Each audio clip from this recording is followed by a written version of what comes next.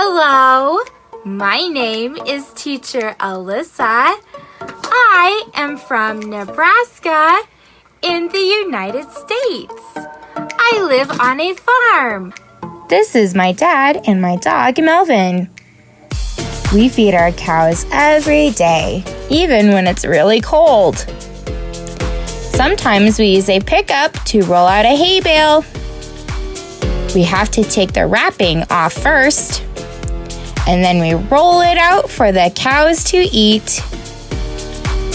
When it's cold and the water is frozen, we chop the ice so they can drink. I help my dad open gates while he feeds the cows with a tractor and a wagon. Our dogs love to play in the winter. See you soon!